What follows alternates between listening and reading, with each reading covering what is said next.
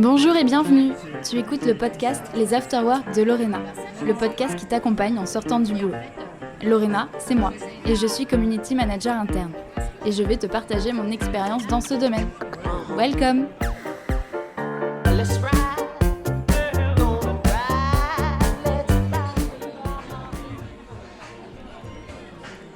Pour ce nouvel épisode des Afterwork, ce n'est pas une personne que je rencontre pour parler d'engagement, mais tout un groupe. Oui, plusieurs personnes d'univers variés, et je suis fière que ces Afterwork prennent vie grâce à des personnes engagées qui ont à cœur de partager leur expérience et d'échanger sur les bonnes pratiques.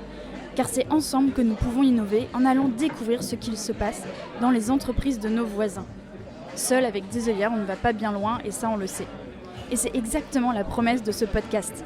Ouvrir les portes sur les sujets d'engagement interne. Aujourd'hui, nous sommes au bar, le 153, dans le quartier du Marais à Paris. C'est dans cet univers chic et convivial, voire presque intimiste, que je donne rendez-vous pour cet afterwork. Nous allons notamment aborder l'ambassadeurat ou l'employé advocacy, c'est-à-dire comment les collaborateurs d'une entreprise prennent la parole en externe au nom de la marque, un bel outil de valorisation pour l'interne et la marque employeur.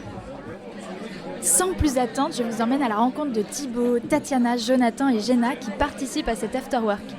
Allez, c'est parti! Alors, je suis Thibaut Demayer, je travaille à Pôle emploi, dans le social media depuis 6 ans à la direction générale de Pôle emploi. Et depuis 3 ans, je pilote le programme ambassadeur de Pôle emploi au niveau national. Alors, je travaille chez SNCF au service de communication métier où j'accompagne un certain nombre de projets, notamment pour des chefs de bord ou des agents en gare. Moi, je suis Jonathan Rabeut, je travaille à la communication de Disneyland Paris et plus particulièrement dans la communication pour nos cast members. Nos cast members, ce sont donc nos employés qui font vivre la magie au quotidien auprès de nos visiteurs et en coulisses. Du coup, je suis Jenna, je suis responsable des ressources humaines à Disneyland Paris et je suis en charge de l'accompagnement des leaders sur leur organisation et leurs effectifs pour la population com, juridique et RH. Et du coup, qu'est-ce que tu as apprécié cet afterwork ?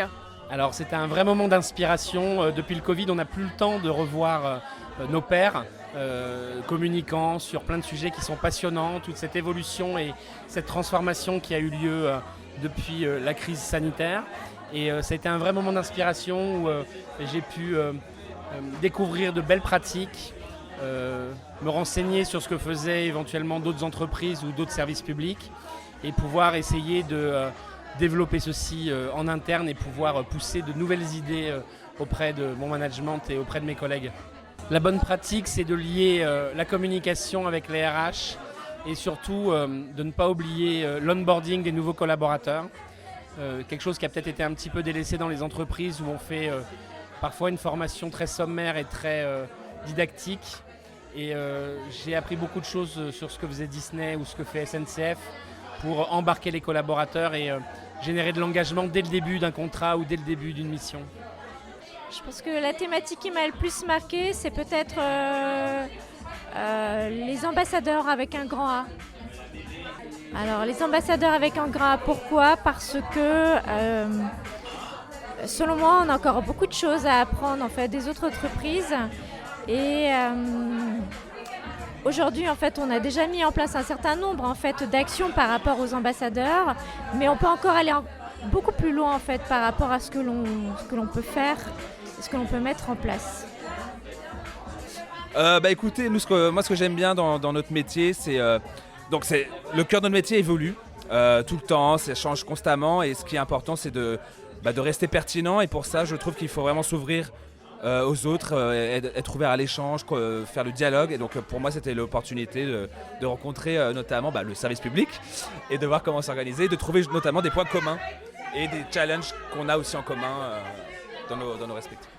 Moi je retiens que l'engagement de nos employés au sens large et que leur voix compte aujourd'hui plus qu'avant, parce que ce soit nos consommateurs, nos potentiels candidats, en fait, ils vont aller chercher l'information, les témoignages de nos employés et pas forcément les communiqués de presse ou les posts qu'on va faire sur nos médias officiels. Ils vont chercher la voix de nos cast members et c'est vraiment en les engageant eux qu'on attirera les meilleurs candidats. Donc j'ai retrouvé ça dans les témoignages de chacun ce soir. Ce que je retiens le plus, c'est qu'au final, la dynamique de changer un peu le terme de communication interne à advocacy ou engagement fait de plus en plus sens pour les organisations, que ce soit en dehors de l'entreprise dans laquelle je travaille. Et surtout que c'est quelque chose qui est très homogène et sur lequel tout le monde souhaite travailler et s'engager.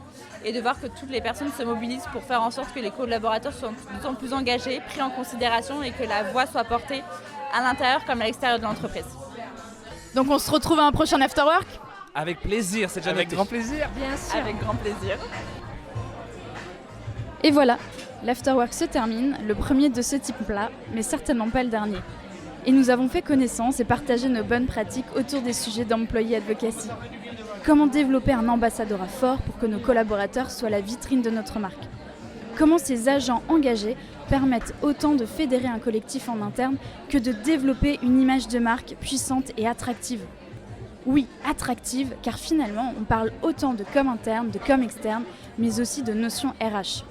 Plus une entreprise est attractive, plus elle fidélise ses collaborateurs et plus elle donne envie à d'autres de la rejoindre. Tout ça est un cercle vertueux et c'est ce que nous voyons à chaque épisode de ce podcast. Merci à toutes les personnes qui ont participé à cet Afterwork. Si vous avez envie de participer à un prochain événement, n'hésitez pas à me contacter sur LinkedIn pour que je puisse vous tenir au courant. Le lien de mon profil est disponible dans la description de cet épisode. Merci pour votre écoute et à bientôt. C'était les Afterwork de Lorena, le podcast qui t'accompagne en sortant du boulot. Merci pour ton écoute et on se retrouve au prochain épisode. Et n'oublie pas de t'abonner à ce podcast pour être averti de sa sortie. Salut!